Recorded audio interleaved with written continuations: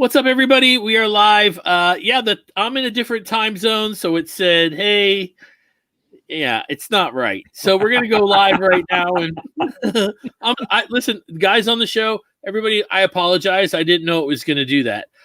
When it asked me what time to set the weird part was when I set up the time, it defaulted to 5 o'clock because that's what my laptop says. It was 30 minutes till.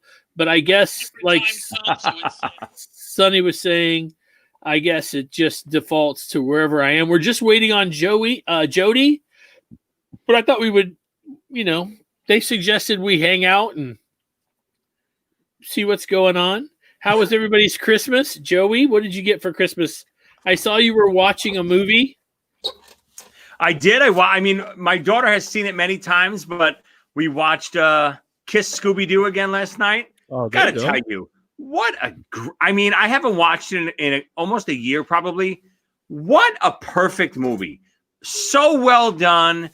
Everything Kiss should be doing right now is summed up in that movie. So perfectly done. The way the music is, the way they're portrayed, obviously the cross-branding with Scooby-Doo and, Hanna-Barbera and all that stuff. Just so done to not only give us all the stuff we want as Kiss fans, but all the Easter eggs as far as, the Vinny Onk, and you had the fox symbol in that book that they had, and all the stuff that they talk about in Kissteria. But then obviously it's so great for the kids too. It's fun. The kids get introduced to Kiss.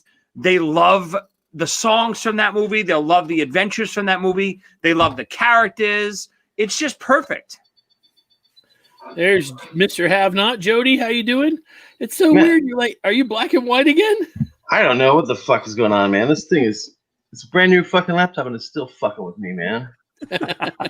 That's okay. I'm all whited out. Like, what the hell? You look like a ghost. I feel like one, dude. It's okay. No. We'll have some fun Jody, anyway. that's scary. Yeah, you look scary. I know, dude. I don't know how to fix it. I can't figure it out. Are you using the computer camera, or do you have a separate one? No, this one's on the computer itself. Oh, okay. Well, it could be anything. But we'll do the show today, and then you have more time to. Yeah, but still, go for it. I was all like thinking everything would be fine. You still look better than Sonny, Jody. Oh no! Thanks, man. I'll go black and white too right now. Just so you guys know, before we get started with the show, I am in Alabama in East Bumble, so I don't know how well the internet is going to work. They have internet out there? Yeah. And we're going to do, hey, while you're watching, invite all your friends to come and hang out with us. There is a lot to talk about, and we're going to get started right now.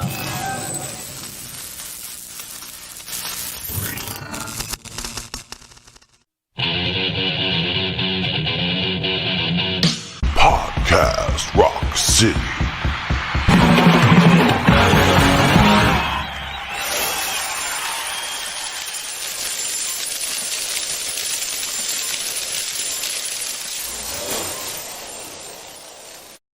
What's up, everybody? Joe here from Podcast Rock City. And with me this week is Mr. Blue. Joey. Dude, I can't figure this out. I just can't figure it out. It's really pissing me off, to be honest. That's okay. Mr. Sonny, Hollywood Pooty. Since we got one Blue, I was thinking on my screen, the lower right-hand corner, can you just black that one out? Whoa. This is fucked up. Yeah. Mr. Joey Casada. Yo! Yeah, he's doing all of his Hulk Hogan. All right. Hey, thank you guys for tuning in. We don't care if there's one of you watching or 50 of you watching. We do this every week because it's fun and we're going to enjoy it. And man, there's nothing like hanging out and talking Kiss with your friends. You guys know that. Christmas was fun. I hope everybody got what they want. Last year, we did a Dirty Santa, and here at Karen's house, and I gave away a box of Gene Simmons Demon cereal, And this year, I got it back. What is a dirty Santa? So basically, everybody puts a present. It has to be it could be a goofy present. It doesn't have to be anything really good. But you also put a gift card with it. So like I would put the cereal and like a $25 gift card to Home Depot. So people, and then when it's their turn to pick a present that's wrapped, they could steal yours. Okay, on the West Coast, we call that a white elephant. Do they really? Yeah. Wow, I've never heard that before. I've never heard it called dirty Santa. What is that? I think you're both idiots. I've never heard of either. Joey, I heard Yankee swap the other day. I don't even know what that is. What's a Yankee swap? Supposedly the same thing. Wow. That's interesting. Before we get started, Jody, did you get any envelopes from me? Nope, not yet. Dang, it's so amazing, the mail. Sonny got his, Joey got his, nothing to Jody yet. That's okay. I'm not going to tell you what's in it. It's fun though, I promise. Anyway, thank you guys for tuning in. There is a whole lot to talk about because we are now heading into the week of the we're going to get to see Kiss live in concert. So before we do that, let's go ahead and talk about the news. Podcast Rock City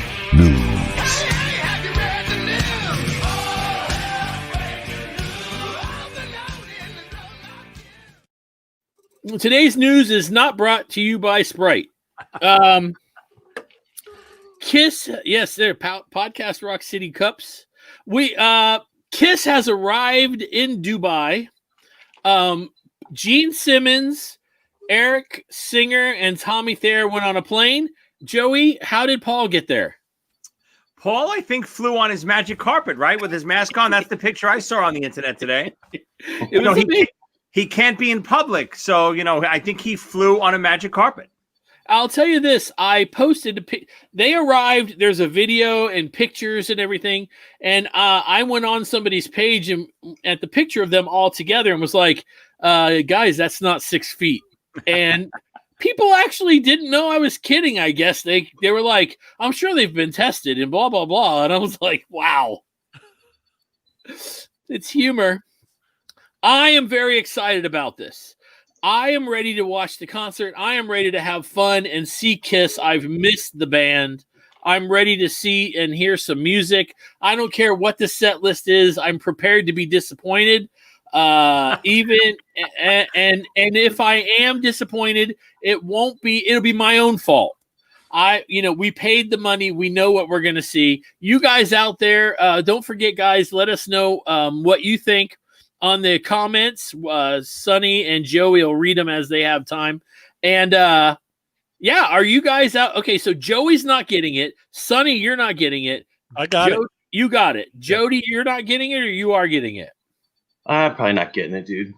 Okay. So tomorrow or this week, on I guess Friday it is. There'll be is it Thursday or Friday? Thursday at 12 o'clock in the afternoon. I'm glad you just told me, otherwise I'd have missed it. 12 o'clock in the afternoon. The concert's going to start. You could get on a little early. I did write the people at the company that's putting it on, and Chromecast, Apple TV, and your phone or a laptop are the best ways. I thought maybe it was going to be on Oculus, maybe in like virtual reality, because they keep saying they're going to have 360 cameras. That's not going to be the case, apparently. So, but that's still cool, man. I'm ready to see these guys. All right, so let me pitch this on to you guys. What do you think it's going to be like? They're going to go, at the end of like Detroit Rock City, they're going to go, bah, and you're going to hear. You think that's what's going to happen, or you think they're going to put a track in there to make it? I think they're going to have crowd noise pumped in, much like the NFL is doing and NBA. All the sports teams are pumping, even the WWE, they're pumping in crowd noise. So I wouldn't doubt that. Maybe not. Maybe you won't hear it live over there, but you'll hear it on the broadcast, I think, especially if they have all these cameras and they're editing live like that. It won't be so obvious that you'll be like, oh my God, that's fake.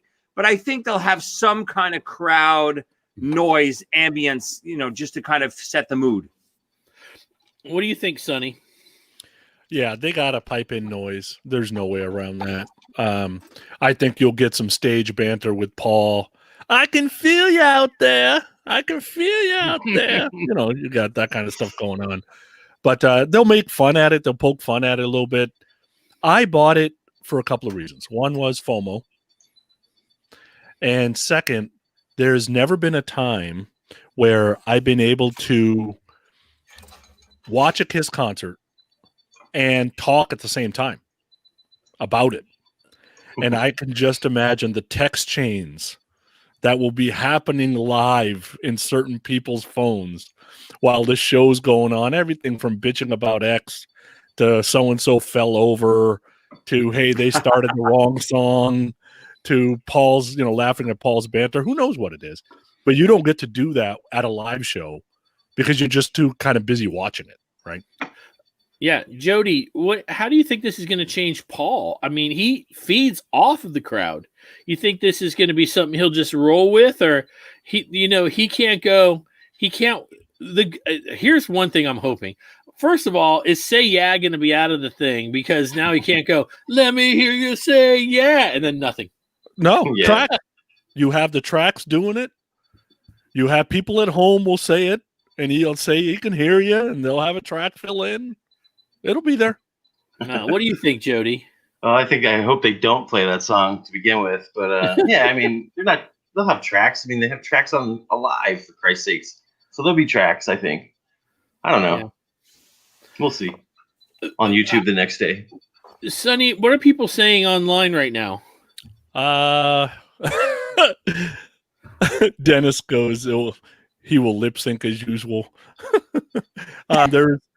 Ken Keenan said he bought it too. Like there's people excited about it. I would not say I'm super duper excited. I'm interested to watch it. I was more excited about the TSO live stream, right? So, and that's just me tempering my expectation. Like Joe, you're willing to be disappointed. I don't want to be disappointed. I want to be able to say, I knew it. I knew it. I knew it. Like I want to be able to do that. Yeah, I think visually, it's going to be great visually. I think they're going to really pull out a lot of stuff, whether it's fireworks or stage stuff. I think they're going to go all out. And from what I can see, I know people are commenting online, oh, that looks like the same stage setup because of all the, the construction and stuff. It's not. That's a giant stage. That thing is massive. So I do think they're going to mix it up a little bit. I don't know to what extent, but I do think it's going to be visually a little bit different and exciting than usual. Yeah, the set list is going to be right, guys. The set list, if anything, is going to be more generic than ever because it's a live stream to the mainstream audience who wouldn't go out to see Kiss, and maybe to families and stuff like that. So I think if you're looking for any rare cuts, you're going to get zero. But I do think visually it's going to be fun. I can tell you that Karen and I are going to be in Alabama, but we're going to drive back to Atlanta where I live, which is only about an hour away, to watch this in my basement. I have a movie theater room, so a big screen. So we're going to watch it there with surround sound. Then we're going to drive back, and her family has already said, "Look, every year now we watch the Rockin' Dick Clark thing, and we don't know any of the bands." That's a good point. Let's just put a projector out here outside and we'll rerun the Kiss show and we'll all have fun and we'll at least know a few of the songs and we'll all get to watch Kiss. And I was like, wow, that wasn't even my idea, which is amazing. And this is Karen's family? Karen's family, yeah. She's a keeper, Joe. So you're watching it in Alabama? I'm watching it in Atlanta, and then I'm going to come back at midnight, before midnight. And instead of turning on the Dick Clark Rockin' Eve, they're going to put on Kiss on the projector. And I thought that was pretty cool. I'd be careful, Joe. I can't imagine Alabama is going to have a real, live stream. I don't think you're going to be getting some good service in Alabama. Whatever. Yes. You guys are crazy. They'd love you here though, Joey. Uh-oh. They would. All right, so I saw Deliverance. I'm not coming. Was No that pig squeals for you, huh, Joey? I thought that was in Georgia anyway, wasn't it? I think, yeah, Georgia and Alabama are pretty much they're the same on my list. It's really not. Anyway. All right. So just because I'm offended doesn't mean I'm not wrong. Okay. So, well, I mean, look, one other thing that I want to tell you guys, I hope you guys all had a great Christmas out there. If you're a Kiss collector, if you like buying the t-shirts and buying coffee mugs or whatever you want, if you're into that, I saw online now that Kiss is having a 40% off sale, end of the year thing, and the Kiss Museum.com is having a clearance sale. So if you guys right now got some money for Christmas to buy some Kiss stuff, head on over to those spots and pick it up. You guys ready for the topic of the week? Because I'm ready for this. Wait, hold on. One more piece of news. I think we forgot this last week, and we were so Peter heavy too last week. We forgot that Peter and Richie Scarlett have a new song out. Yes, absolutely. And it's called "I Pulled Him Out of the Mothballs." I actually forget what the title is, but it's actually a fun song. Peter's drums sound really good on it. Just hearing Peter play again on a recorded album or something like that, it's fun. It's why not? Is it the Pharaoh and the King? I think it's something like the Emperor and the Catman, something like that, and right? The Catman, yeah. I didn't mind the song. And then Kiss Coffee. Oh, there's Kiss Coffee coming out for the second time. Oh, is it the second time? Well, they When had a was the coffee first time? house. Oh, well, yeah, but did they have coffee though? Yeah, you could get a Roccacino and you could buy it in the packages. And because I came up with some flavors. You want to hear them? all right, yeah. All right, I got 11 flavors. You ready for this? Oh, geez. Joey, you a coffee drinker? I am. You are. Jody, are you a coffee drinker? I drink some coffee, yeah. Okay, and Joe, you drink a little? Oh yeah. Oh yeah. Mine is the bezier the better. Oh, okay. Well, here we go. Here's the flavors. The first one is Keep Me Comin' Kenyan Roast. All right. Okay. Then we got the Jamaican Jungle Roast.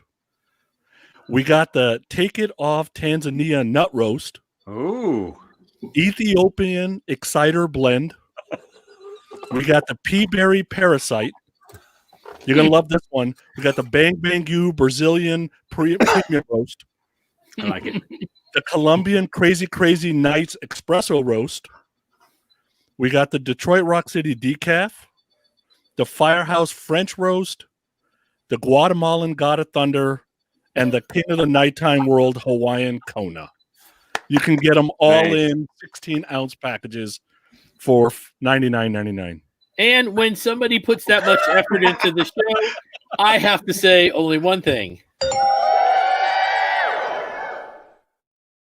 I mean, obviously, Sonny has way too much time on his hands. That's why, Joe, listen, for the topic of the week, I'm going to call it now. Sonny has to go last. I'm not following the book that he wrote for the topic of the week this week. So he's going last. Since technically it was my topic, he's going last.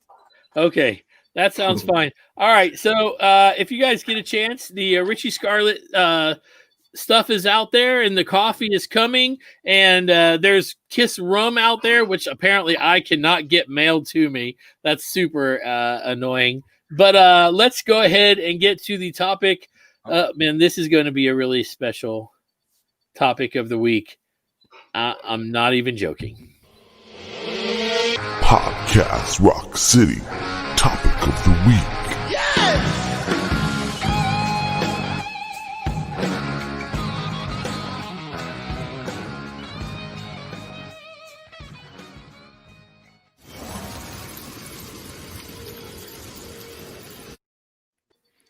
See, people are getting into it. Bob Jordan said brew timer. Ken said Heaven's on Fire roast. See, people are getting into it. Hey, that's really awesome. Thank you guys for being on there with us. We totally appreciate all the comments and everything. Keep them coming. Keep them coming. We appreciate them. It's the best thing in the world when you guys are chatting with us. And if you want to send us a letter, it's podcast Rock City 1. That is the number 1. At gmail.com. All right, Joey, tell them about the topic. All right, so the topic of the week this week. So Sonny made it a little bit more elaborate, but what I wanted to discuss was everyone always talks about how, Gene and Paul kept Kiss going in the 80s. That's why when the reunion happened, obviously Ace and Peter became just hired guns because Gene and Paul kept the Kiss brand going throughout the 80s. And my argument has always been, well, I think they would have been even bigger on the reunion tour, possibly, if Kiss would have stopped, when Peter left the band or, Gene and Paul didn't continue in the 80s. I don't think it necessarily helped the brand at all. Don't get me wrong. I love 80s Kiss, maybe even as much as 70s Kiss. But the argument that they kept it alive, therefore they own the band and they get the bigger cut, I think is a little bit skewed one way. So I wanted to have a topic that came up with, what if Kiss broke up in 1979 when Peter left the band and then reunited for the reunion? What would have happened? Would the reunion have been as big, not as big, or bigger? Okay, and then Sonny, you added. So my thought process was, well, what are they doing between 1980 and 1995, 1996? So figured each one of us would take a band member and share fantasy what they did for that 16 years before they got back to the reunion. Okay, so this should be very interesting. We each don't know what we didn't share what our band member did, so it'll be interesting to see because we'll have 4 different stories about 4 different people. I think we gave Jody, Ace, Joe, Paul, Joey, Peter, and I took Gene. So. Yeah, and I'll volunteer to go first since I'm the least confident about what I wrote. Just quickly, Bob Jordan, caffeine 16. That's what he came up there with. You go. That's a Yeah. good one. That's a good one. They need us. I like all the fan suggestions better than Sonny so far. What? Okay, so basically what I did was I broke it down starting in 1980. I'm going to tell you that I actually wrote a whole thing, but all I was going to say was in 1980, after the band broke up, Paul Stanley was so depressed he jumped off the Empire State Building. The end. Wow. Morbid as hell. I mean, from what I can. Anyway, all right. So this is my faux. Okay, listen, it's important because I don't want to get sued by anybody. This is fake parody. I wrote this. I will follow Joe, just so you know. I have confidence after following Joe. Okay, here we go. In 1980, Kiss broke up, and Paul Stanley immediately took a vacation for 2 years, traveling the world on private jets, buying expensive cars, speeding around the Autobahn, sleeping with tons of different women, and living life exactly the way he wanted to, and not listening to anybody tell him how to live. Joe, are you doing like a 10th grade book report, or what are you doing? Isn't that what I'm supposed to be doing? You didn't really explain this. You're doing, Joe, you're doing perfect. Go ahead. Okay, great. Okay, hold on. Now let me keep going. In 1983, he got an idea to start a chain of restaurants called Devereaux's, featuring overpriced hamburgers and steaks. The restaurant also featured dancing girls in cages, dancing to the songs he wrote about living his life in 19. Huh? You froze a little, Joe, for me. I'm not sure if on everyone's end. We missed all of that. Yeah. Oh, okay, I'll go again. Alabama, baby. Alabama. Okay, I'm sorry. Okay. So you missed the restaurants. That's what you missed. In 1983, he got an idea to start a chain of restaurants called Devereaux's, featuring overpriced hamburgers and steaks. You can hear me fine, right? Yeah. Yes, okay. The restaurant also featured dancing girls in cages, dancing to songs he wrote about living his life and never letting anyone tell him how to live. See, there's a theme here. His way, you're saying. Yes, his way. In 1988, Paul released his second ever solo record called Party, Party, Party. Featuring the hit Bang Bang You. A concept record about a young Paul Stanley and how all he wanted to do was become rich and famous and do everything he wanted to do in his life. He followed it with a year-long successful tour. In 1992, Paul Stanley met and fell in love with the October pet of the month. They bought a mansion on California beach and had 3 kids, Paul, Paulina, and Paulette. In 1995, Paul wrote a book about his life called You Didn't Like Me When I Was a Kid, Now I'm Rich, Suck It, which also became... I think that was the original title of his book, just so you know. But go ahead. Which also became a Broadway play starring Paul Stanley. Paul Stanley from Kiss. In 1996, Paul Stanley launched a failed line of scarves because he thought it was the fashion. the fashion It's like future. reading an English class. It's so weird. I'm sorry, I don't have my glasses. And only 2 people that bought them were Joe Polo and Chris Jericho. That's about right. In 1996, Paul Stanley knew something had to change in his life.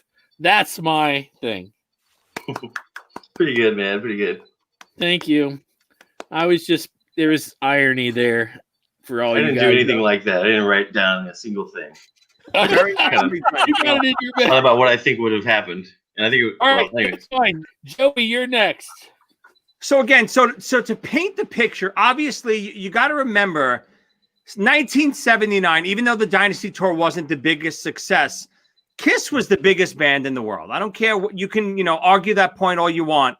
Kiss is at their peak, 1979. Yeah, maybe they're about to slide down, but they're still at their peak. So for them to break up right at their peak, they're going to be revered throughout the 80s and the early 90s, much in the same respect as Zeppelin, the Stones, the Beatles. They're on that size platform now. I really believe that. I think, the influence they had in the 70s of all the musicians that are about to become, superstars in the 80s and 90s really almost goes tenfold because they're no longer on the scene. Them being on the scene in the 80s maybe dilutes their legendary status a little bit. So let's start with that. Just remember, they're ending at their peak. They're the biggest band in the world. So when Kiss decides to break up, it's a monumental occasion. People are losing their minds. So obviously, 1980 to 1982, if you remember in Ace's book, he talks pretty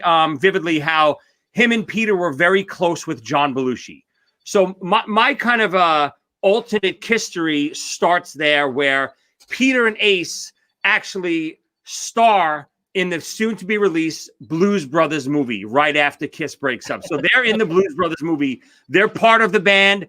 Obviously they have a little bit more to do in the movie than the band members of the Blues Brothers, but they're in the movie. It's obviously a huge, huge success. And this was also the first time you get to see Peter and Ace without their makeup, because Kiss is not unmasked yet at this point. So, when Blues Brothers is released, it's a big deal to go to that theater, especially when you're a Kiss fan, to see Ace and Peter non-makeup. So that makes people lose their minds. So from there, Peter's acting career really launches. Peter wants to pursue acting.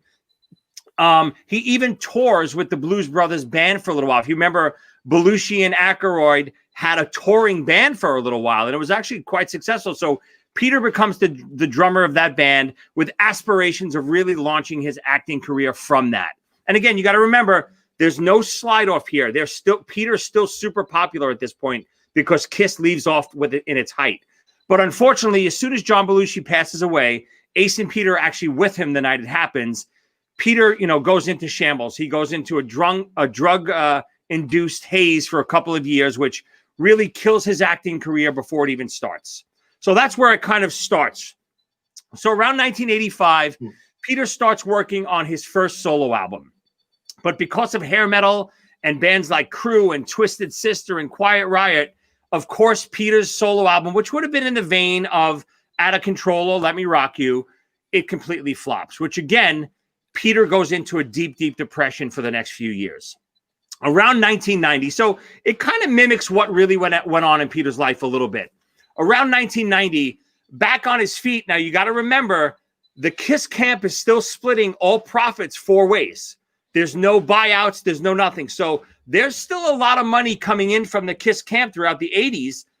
Album sales, merchandise. If anything, it's bigger than ever now because Kiss is off the market. Just like the Beatles album sales took off in the late 80s and 90s, Kiss's 70s albums now have a resurgence. So Peter's back on his feet with all his residuals from his one quarter Kiss merchandise and album sales.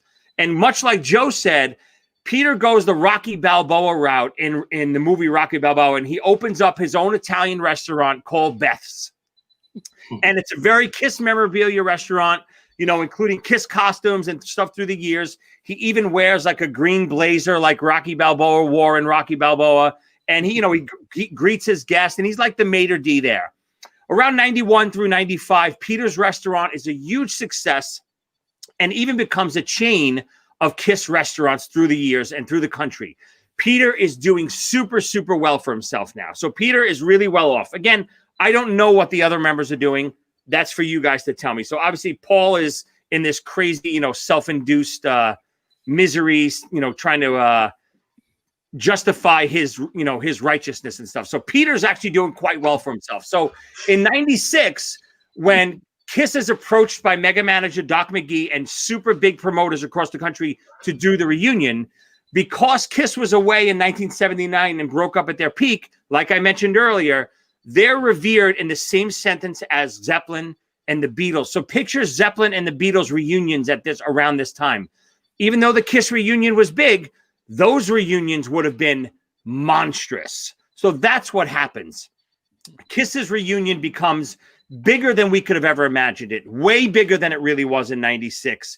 And because, Peter's doing quite well for himself, and so is, I'm not sure if so is everyone else, but they agreed to split all the profits 4 ways because still the Kiss company exists, and it's split 4 ways down the middle. So the reunion tour is split down the middle, 25% for every member. Therefore, none of the bad blood ever arises. The reunion tour is a mega, mega success, bigger than we could have ever imagined. Fast forward through the years, I'm not sure how long the reunion lasts, but fast forward to 2020, Disney partners with Kiss, much like they did with Marvel and Star Wars, and they start producing Kiss movies, Kiss TV shows, theater, more music, more merchandise. Even the Kiss World amusement park featured in the Scooby-Doo meets Kiss movie. So Kiss's name from there on is and its members. Now the members are also one of the most well-respected brands and names in music history. That's how I think it would have went down. Oh, that's pretty good. That's nice. Very, very nice. Well thought out. Jody. Man, you guys are making me feel like a total slacker. So I just kind of figured, in 1980, I think Ace would have kind of went the way he did in real life, because that's basically when he checked out. But if we wanted to go fantasy route, I was thinking about it. What if like Ace, he didn't do music for a while, but how he was always into computers and technology? What if he was the first guy that really brought the internet to the world? And it was like, like JinDelNet or some shit. And everybody had like an Ace computer, and he was like the new Steve Jobs. And I really do think though that if they did go away, the reunion would have been way bigger, But at the same time, I do think that Paul and Gene, I think they deserved a little bit of extra money because of the way that things did go, I think that they did keep the band alive, and and part of that was them like pushing the old shit on a young audience like me, like Exposed. I think that all of that stuff like primed people like me for the reunion, Right. I started seeing all the old footage, and then like the whole Kiss Vision thing happened. So like 96 was the prime time. It's also like 20 years after the fact, like pop culture goes in like 20-year cycles. So it was like a perfect time. So I don't know if like the reunion would in like 89 would have been quite as big because of it hadn't been, 20 years or whatever. But I do think it would be big. Huge, in fact. I like what you said about Ace, though, because he really was into graphics before it was popular. Yeah, there's even interviews on MTV where they're asking him about it, and he's talking about how, like, the inner sleeve of a record he designed and and stuff like that. I think you're right. I think Ace would have gone exactly the route. I think he had a plan as it was. Yeah, I do too. I think he was. I agree with you 100%. After 78, I think he was just ready. He knew that he could do it, and there was no stopping him. Yeah. Sonny? All right, so let me read a couple of comments here. Robert's having a hard time grasping no Eric Carr, no Vinnie Vincent, no Lick It Up, no Animalize. Yeah, Robert, we were trying to keep it somewhat simple. Some more coffee names. I Just Java. That's pretty good. I've had a mug into the fire. That's good. Porter asks, in this situation, are they breaking up before the MTV Unmasking? That is a yes. Let's see. Right, again, they're breaking up 1979, right after the Dynasty tour. Kiss breaks up. The Beans giveth and the Beans taketh away. That's pretty good. Somebody had, this was a good one, Peter in his restaurant. Try the rigatoni. It's fucking fabulous. Exactly. Yeah. Yeah, so interesting stuff. All right, so here's what I got Gene doing. I had to write some of it down, but it's not going to read like a book report. All right, so they're breaking up. I'm just messing with you. They're breaking up in 79, and there's a guy named Richard Lester that directed a film, gets a hold of Gene and says, look, you were so great in The Phantom that I got a small part for you in a movie called Superman 2. It's a character that does nothing but grunts and growls. So he actually plays Non. That's hilarious, dude. Because when I was a kid, I always thought those dudes were like Kiss because they had the black and they had the heels and shit. That's right. That's so cool. That's right. 81 group of investors come to him, and Michael Nesmith's one of them, and they talk to him about MTV. And he buys a third share in MTV and starts that thing. And it actually blossoms into other investments later on. 82, he tries a second solo album. He doesn't have a lot of music written because he's acting these little parts. So he decides to do a Beatles cover album, and it was a disaster. so he gave up on that.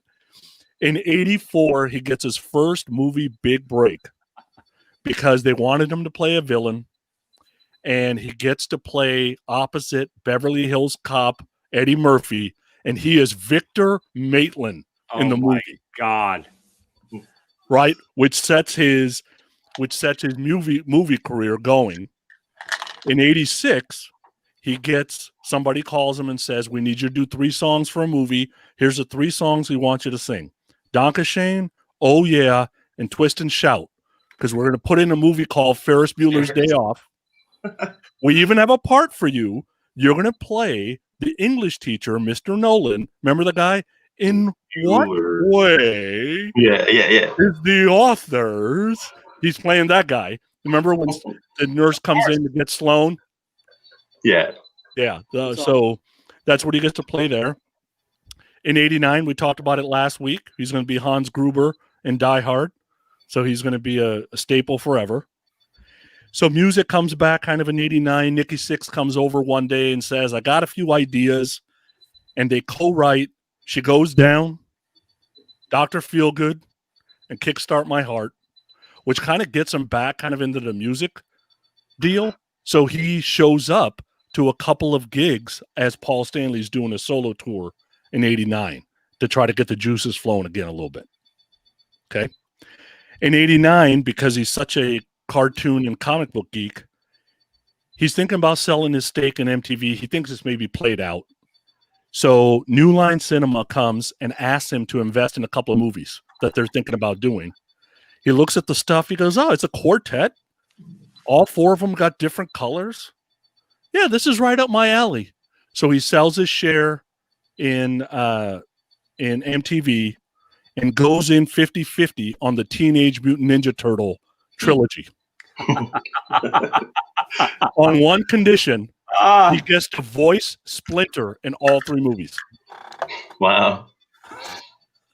So that way he's got, the kind of the comic book thing going. And then in 94, everything's going great. All 3 movies have been released. That's pretty much done. He's going to kind of sell it off. And there's this toy maker working for Mattel.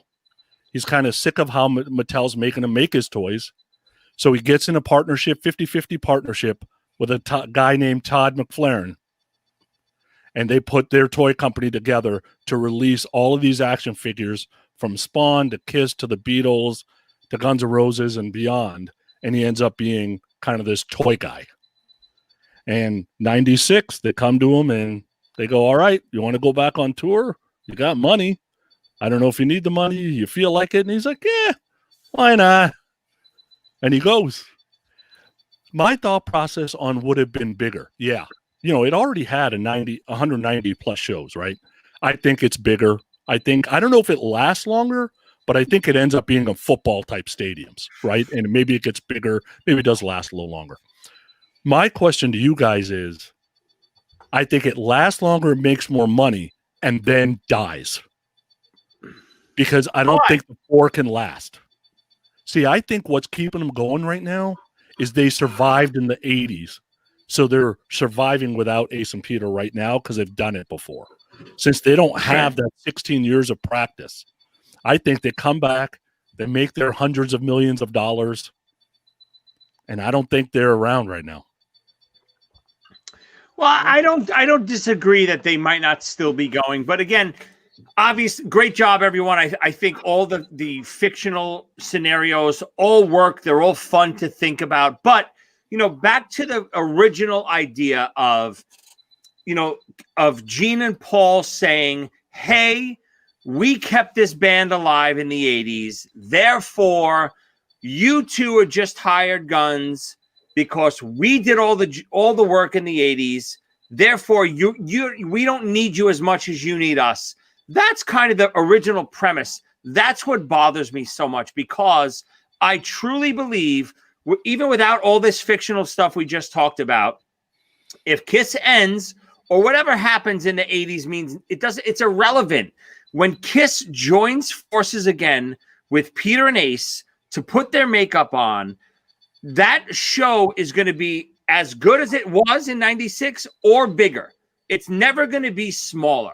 So, the downplay of Peter and Ace's importance at that time is what kills me so much. Meaning, of course, we know, in history, Peter and Ace sell their makeup and, new generations of fans become Kiss fans from the reunion, which is exactly what happened. A lot of the fans today that know Tommy and Eric don't even realize that it's not Ace and Peter because they're new fans from the reunion. That's okay. I understand all of that. And maybe that same thing happens. Maybe Ace and Peter sell their makeup again and the same cycle happens. But the reunion tour was a success because of the 4 members putting on their makeup. It had nothing to do with Gene and Paul keeping it alive in the 80s. Again, as much as I love the 80s, and I think I love the 80s the same as the 70s, maybe even more. So trust me, I'm not one of those guys who doesn't like the 80s Kiss, but to say that because they kept it alive, Ace and Peter got the short end of the stick, to me is garbage. Yeah. Yeah, Joe, I want to ask Joe and Jody this too. Okay, so if I'm making the decision as a human in 1982 to sell my makeup, I'm selling it on the downtrend, right? So I guess if they're handing me $1 million, let's just say it's $1 million, we don't technically know, then that money, I'm like, oh, wow, that's more than enough money to keep me going. I'm going to go make my own money anyway. I don't care. In 79, at the height of popularity, if they break up, I don't know if Peter and Ace sell their makeup. Like, Jody, would you have sold your makeup in 79 knowing that like, on, there's too much money to be made? Yeah. Well, why did they sell it? Why they were breaking up, though, too, like, were they all, do they hate each other? They just decided they were going to hang it up while they're on top? Like, what? Why are they breaking up? Yeah. Do we know that? What's up, Joey? Well, Sonny, my question is, too, if that's the case, then when do we know the dates that they sold their makeup? What years are we talking? Are we talking 2000? Are we talking when? Do we know the dates? I don't know for sure. If anyone knows the dates that are watching, throw up the dates that we think. I would assume that it's somewhere around 2000-ish, but You know, I don't know for sure, but if they sold it, let's just say around the 2000 mark, obviously the reunion has kind of run its course. They're doing the farewell tour. They're never thinking they're selling their makeup because they're going to put other guys in the makeup. They're thinking, oh, they're selling their makeup for rights, merchandising rights, and blah, blah, blah, and all that stuff. And they figure, okay, a cool $1 million in my pocket right now is easier than trying to collect merchandising money from these guys for the next 20 years. And I get it. So they never thought that 2 new guys were going to be in their makeup. So I think if the same thing would have happened in 79, I think they could have never even imagined other guys in that makeup. Yeah. Well, let me ask you this. Who's around them when this is happening? Who's sitting in their ear going, yeah, sell your makeup? Are they just doing it on their own, or do they have people sitting there telling them this is a good idea, this is a bad idea? Because if they didn't have the people sitting next to them going, you know, if you keep your makeup, anything they do with your makeup, they have to pay you for. And even though they're thinking, you know, that the difference between Peter and Ace and Paul and Gene is Paul and Gene are thinking in the future, going, even if we break up, Kiss is still going to be able to put out stuff. Ace and Peter are going, they don't even, you know, there's a reason why. I mean, look, talent wise, you can say whatever you want. Business wise, Paul and Gene, they're the guys. They were the ones that already had it in their head. When this band breaks up, we could still sell the faces. People will still want, you know, the makeup to put on a Zippo lighter or a cup or a mug or a shirt or whatever. But if we don't own that Catman and that Spaceman, we have to keep sending them checks. But we also, listen, obviously all Kiss fans love to speculate as what the deal was.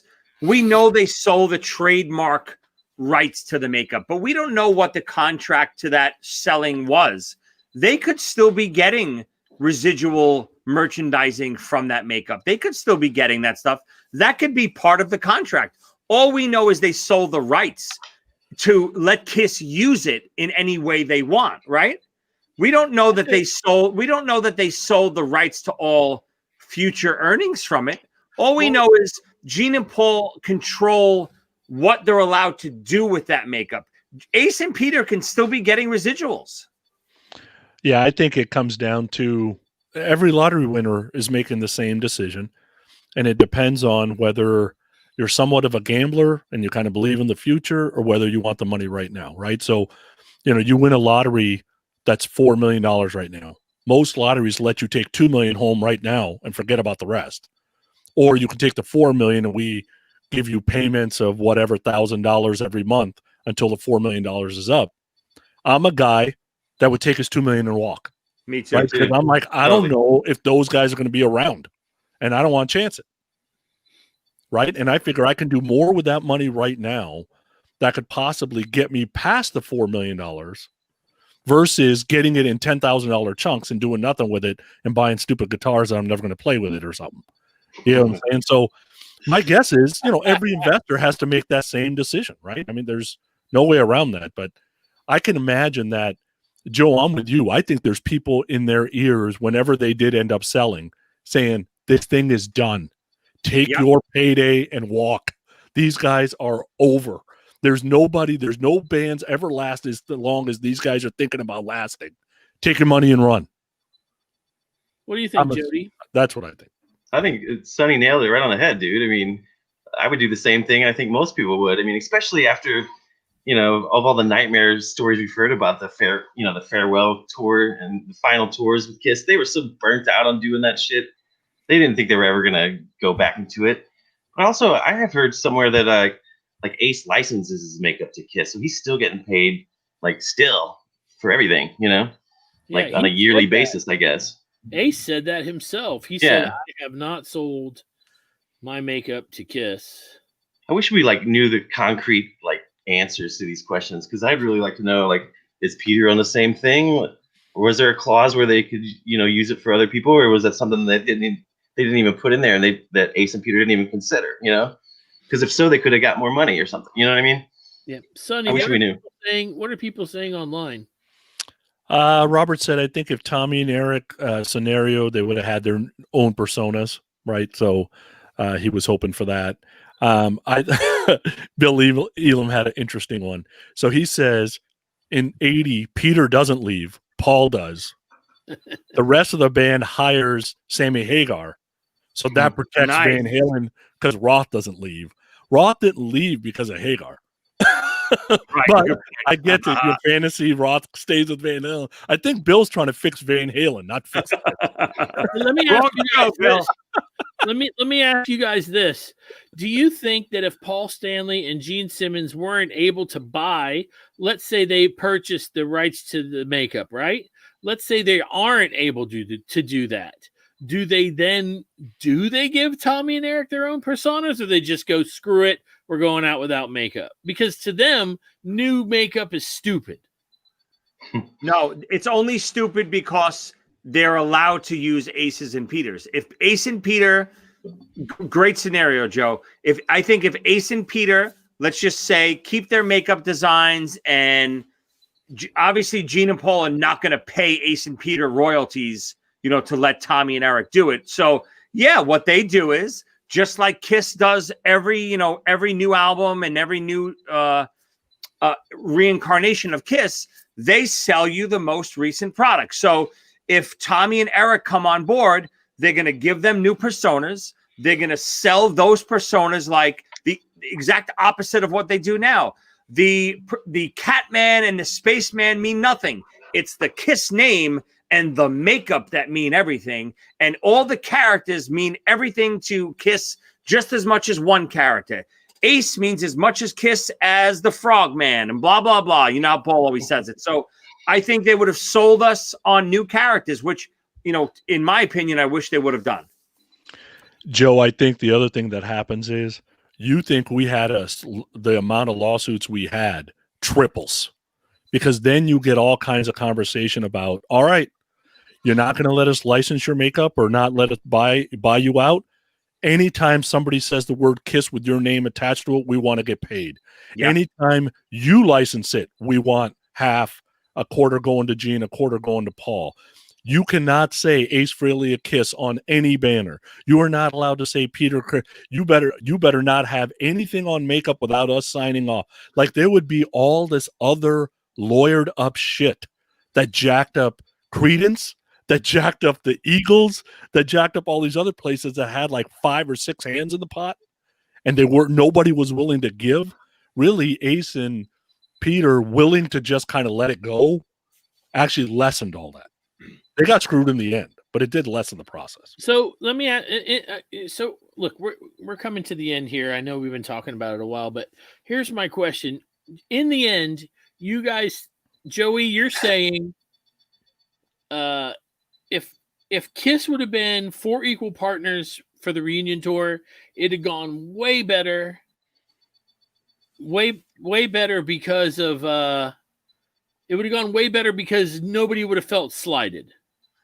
Yeah, I think they would have never, again, not only 4 equal partners for the reunion, but having the whole 80s be erased. And, obviously that whole scenario I'm talking about, not just equal partners, because I'm sure the drug additions would have happened again and all that stuff would have happened again. But just having the 4 original members reunite after 79 with none of that stuff in the middle would have made everything different. I think there was a lot of resentment and a lot of bad blood between them, even by the time the reunion happened.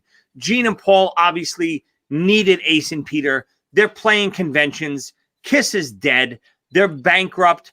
Kiss went bankrupt in the 80s. We all know that story. Kiss was going to go bankrupt again, come in the mid-90s. So they needed Ace and Peter to do that reunion.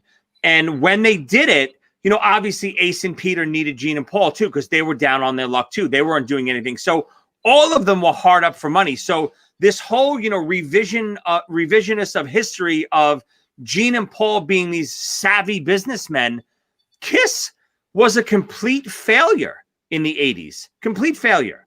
I know everyone wants to say they sold platinum records and they did all that. They did. And I love 80s Kiss. But monetary-wise, Kiss is a complete failure in the 80s. They never made a dollar. They lost money on every record. The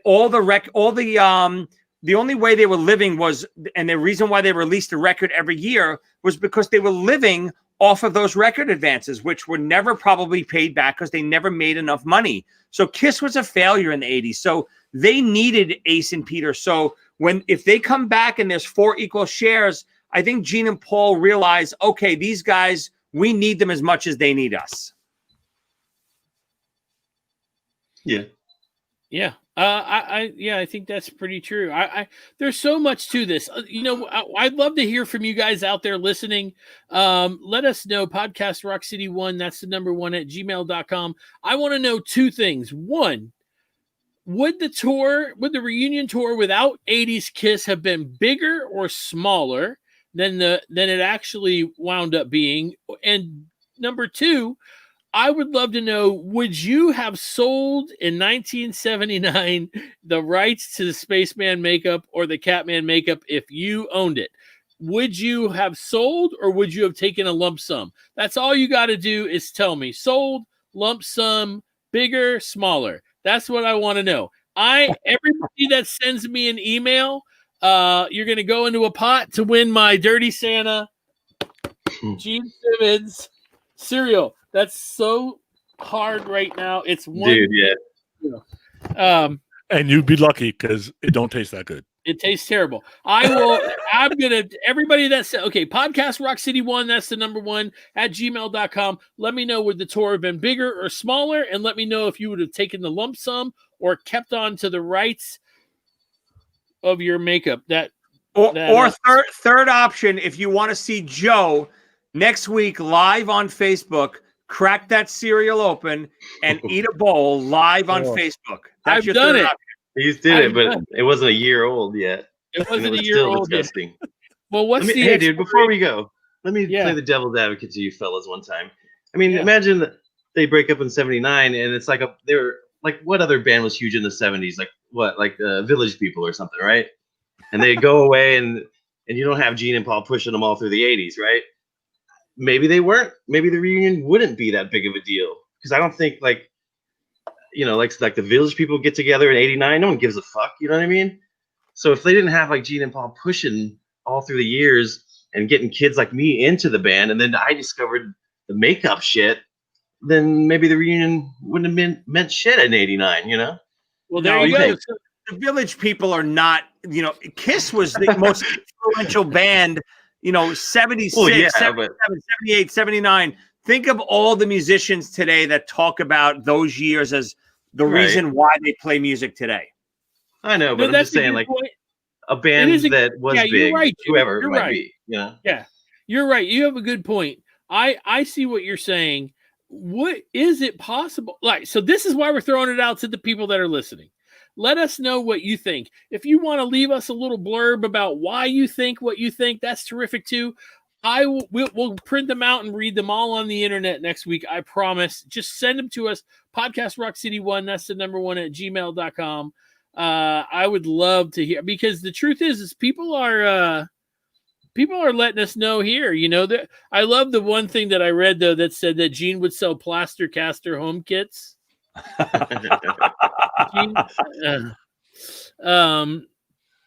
And then, part of the problem with doing this live is that on Facebook blocks out who's sending us messages, whereas YouTube does not. But we appreciate every one of them. You guys are great out there getting involved in the conversation with each other and with us. We do the best that we can. It kind of scrolls by fast. Let's see. Jody, do you have anything to add today? Nope. Just thanks for listening, everyone. And Happy New Year and Merry Kwanzaa and all that shit. Yep, absolutely. Sunny. Merry New Year and Happy Festivus. Joey. I'm assuming next week's show we're going to be reviewing the live stream. I'm hoping and I'm assuming that I'll also be able to watch it somewhere on YouTube shortly after the live stream. So we'll all talk about it next week. Guys, don't worry. Every Kiss podcast is going to be reviewing the live stream. Nobody's copying each other. So We're all going to be talking about the live stream, you sick maniacs. Yes. Joey, you cheap bastard, just throw down $39.99. Is that how much it is? $39.99? Yeah. Sonny, send me a check for $39.99. I will buy it. Actually, $49.99, Sonny. What I'll do is I'll FaceTime you from the live stream I'm watching so you can watch along. I would never watch it along with you. You know that. This is going to be a great week. Next week, just like Joey said, everybody's going to be reviewing this because it's the big news at the end of the year. Make sure you listen to all the shows and get their ideas, and then tune into us later and get our ideas of what we think. And because everybody's going to be different.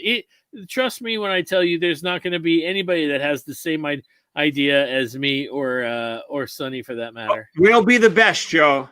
We'll be the best. Absolutely. And we'll be first because we'll be on Sunday. So everyone's going to copy us. You know what I'm going to say. We love podcasts and we love Kiss podcasts. None of them. Most of them anyway.